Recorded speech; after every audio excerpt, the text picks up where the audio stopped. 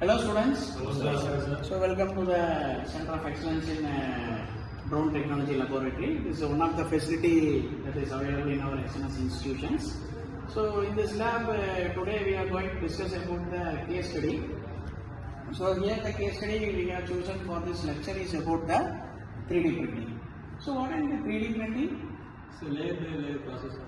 Very good. Yes, 3D printing is a layer by layer process. Any other answer about 3D printing? So additive manufacturing. Very good. It is an additive process, right? There is no material removal. Any other answer other than this? This process using for industrial using for prototype. Yes. So what we are having here is a prototype of a. It is a prototype of a drone. So here the case here is you cannot design a component and you cannot manufacture the component without knowing about the feasibility, the functionality, right?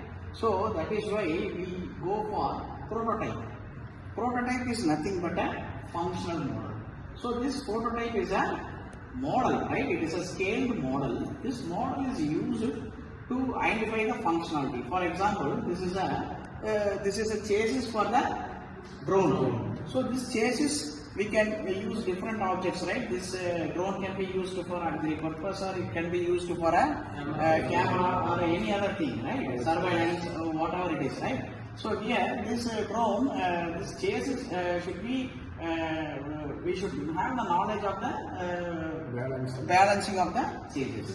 So that is why instead of buying the particular product, it is built by using the 3D printing. So this 3D printing is otherwise called as additive manufacturing, or otherwise it is called as a layer by layer manufacturing.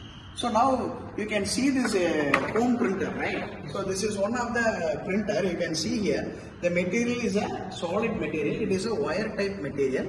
So this material will be fed into the nozzle. So this nozzle will have a heating coil. So this coil heats the nozzle. So the material will flow in a liquid way.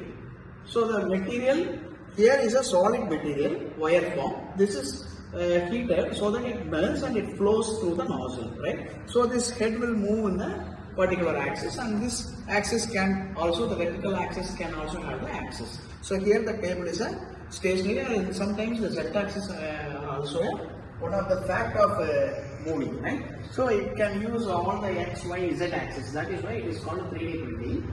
And in conventional manufacturing, you can see what happens is product should be manufactured. For example, if this remote is to be manufactured, right? So what we have to do is we have to take a raw material and we have to remove the things or machine the surface. So here the metal removal takes place. So it adds the cost as well as the material gets wasted, right? So again the wasted material is collected in the form of scraps, and these scraps should be melted again. So it requires energy, carbon emission, right? So this is why we use additive manufacturing. Here what is the shape required? That shape can be printed.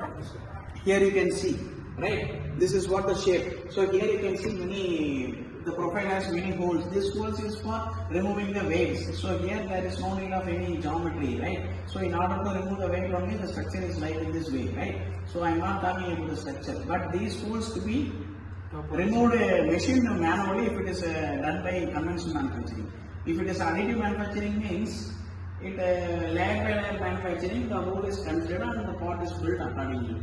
So this is how this additive manufacturing plays a major role. Here, in this case, if you see, the material is not wasted, right?